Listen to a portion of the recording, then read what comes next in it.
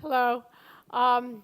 So first of all, I want to say it's tremendously exciting to have this new Center for Biodemography opening, and I think it's great for Denmark. But I would also say that it's great internationally for studies on demography for the future and the future of biodemography. So I'm very pleased to be here today.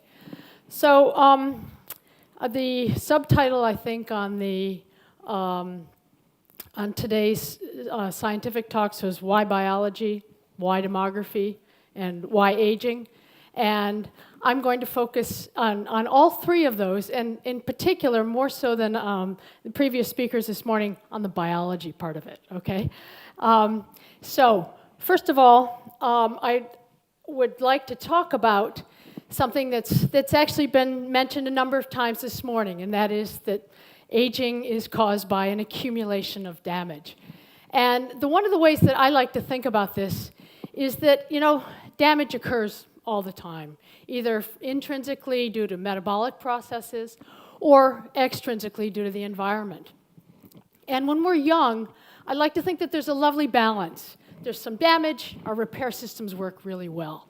And over time, what happens is that damage accumulates, and what happens is that balance starts to get off.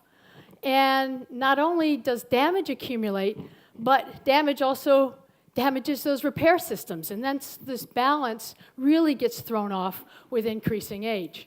So then when we have this thrown off balance between damage and repair, what do we have? We have an increasing risk of mortality.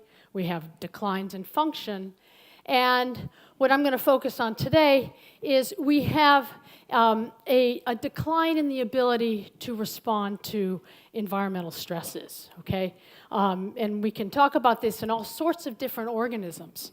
But what I'm going to do is I like to take the comparative biology approach, and I like to say, okay, so if we have this problem with damage accumulating over time, what about organisms that can throw off a lot of their body parts? Maybe they can get rid of that damage. And a lovely example of an organism that can do this is a plant, okay? And if you look at some particular types of plants, like the one I've got pictured here, there are a number of very interesting reasons that you might actually expect that, in fact, there wouldn't be any aging going on. Okay, we have this ability to grow and to shrink and then to grow again.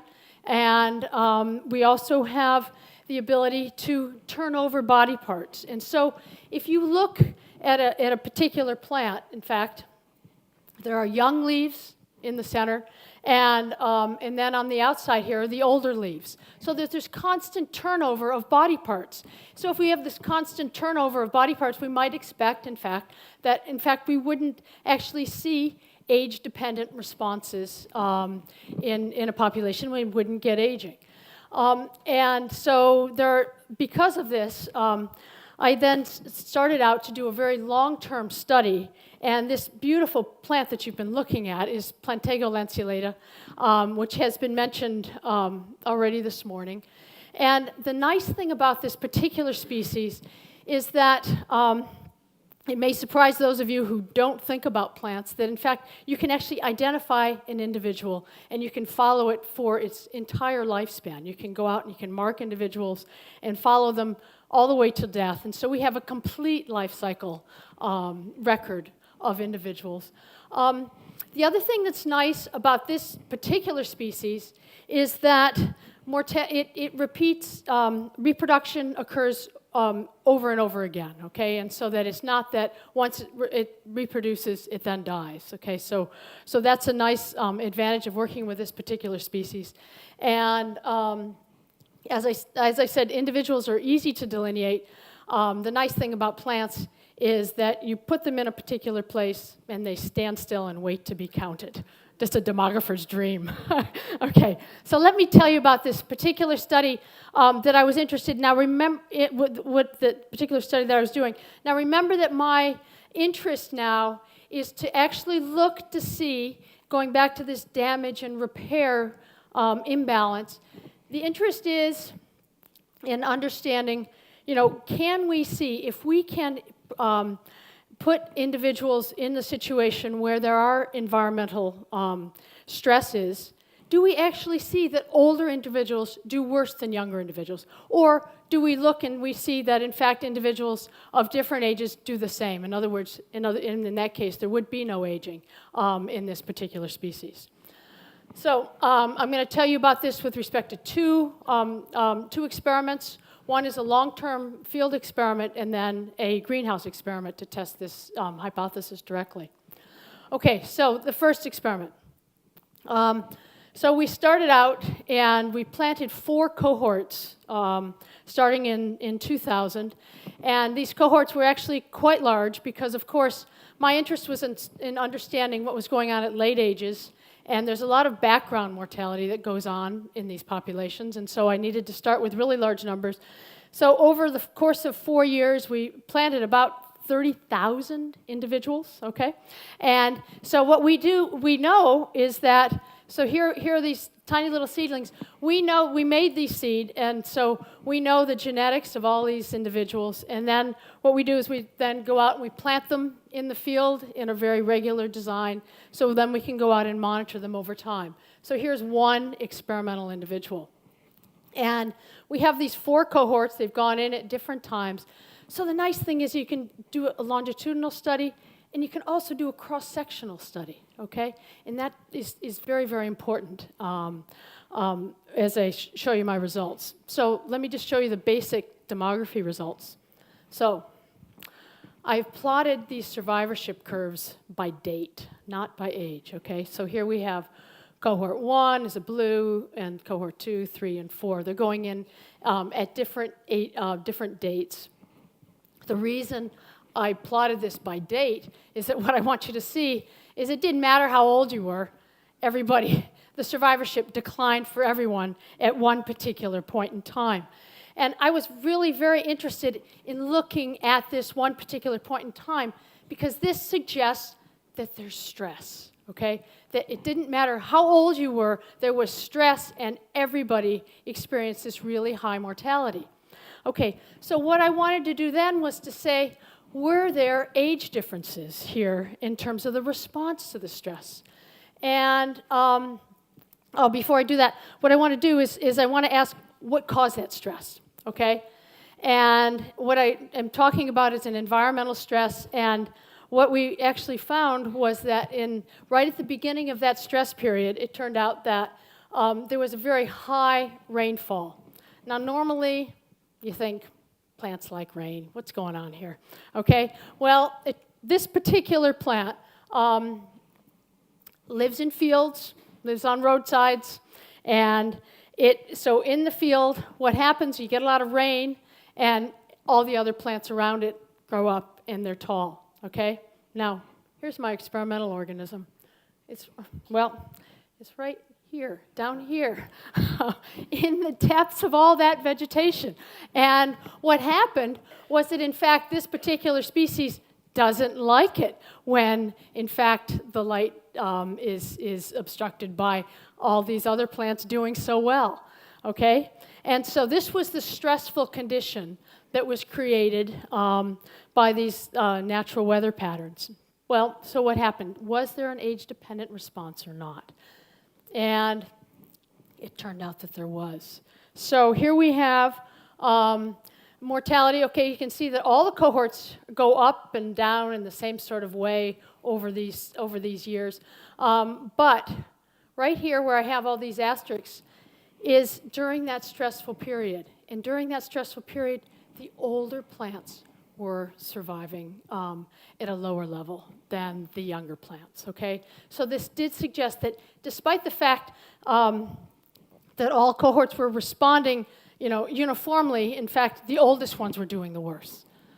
Okay, so, maybe what the problem is that the older ones are smaller, okay? So I looked at this particular point in time, and I asked the question, okay, when we have this increase in mortality and the oldest ones are doing worse, was it because of their size? Well, no. Turns out that if you look at all the individuals that are the smallest in the population, that just have 5 leaves, it turns out that the oldest ones In other words, these who were 2.5 years old at the time of stress actually had the highest mortality. And the youngest ones had the lowest mortality. In fact, this is all the cohorts lined up very nicely here.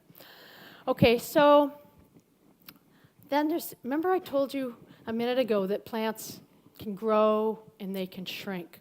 Well, this is something that it turned out was very interesting at this particular point in time, because it turns out that the oldest plants, at this time of stress, the oldest plants were shrinking and the youngest plants were growing. Here's a measure of the health of these individuals out in the field. So older individuals are shrinking, they really are doing poorly, and the youngest ones are growing. Again, an age-dependent response that clearly indicates that this plant does show aging, despite the fact that there's all this turnover of its body parts. So the hypothesis that we're going to come out of with this is that, okay, these waterlogged soils where we had all this wonderful vegetation growing up, perhaps what was going on was that the stress was a light stress, okay? And so we come out and we say, okay, so if we know what the environmental stress was, can we actually do an experiment directly and ask this question? So what I did next was I actually took individuals of 2 different ages. These were plants that were 1 and 2 years old. And I tested this hypothesis in the greenhouse by doing an experiment where I actually limited the light. Now, I've got 3 different treatments here. One of them is the clear treatments, and so what I'm going to do is I'm going to be setting up these tents, if you will. And here we've got just our control clear treatment. And then I have a shade and a red up there. Okay, shade would be like if you had a plant and it was shaded by a building or a rock, okay? In other words, it just limits the amount of light that gets to those individuals. Whereas red is actually a far red. You're changing the ratio of red, far red light, which is exactly what happens when you get shaded by other individuals. Less red light gets through, and there's more far red light down closer to the ground when you're being shaded by all these other taller plants. So I put individuals of different ages under these different conditions and asked the question again, first of all, did any of these conditions stress the plant? But then most importantly, did I see age differences across these 2 cohorts under these conditions? Okay, so, by the way, I wanted to mention that the particular trait that I'm going to look at here is what we call specific leaf area. It's the thinness of the plant of the leaf. Okay, it's a health metric for a plant. Okay, instead of blood pressure. But it's basically this idea that so the higher your specific leaf area, the healthier the plant, the higher the rates of photosynthesis and that sort of thing. Okay, so let's look at these results. So what happened was, first of all, what I'd like you to see is that under the red light conditions, specific leaf area is the lowest, okay? So the red conditions actually created a stressful condition for these plants. Now, remember what our real interest in is in aging, okay? And so then I looked at the different age groups. And what I'd like you to see is that it was only under the red treatment that there were any differences between the young and the old individuals. And most importantly, the older individuals had lower measure on this health metric that we've created here. And so this suggests that, in fact, yes, this hypothesis that we came away from the field experiment with can be verified under these greenhouse conditions. And so here we have, this particular species that is able to throw over its body parts and create new body parts over time still does show aging. And we have evidence of that both from the field in terms of the higher levels of mortality of the oldest individuals, and then we also have it then confirmed in these greenhouse experiments where we actually create stressful conditions and then find age-dependent differences. So I think it's really quite exciting, especially when we think about this in terms of the comparative biology of aging and sort of where we can go in the future with this area. So thank you very much.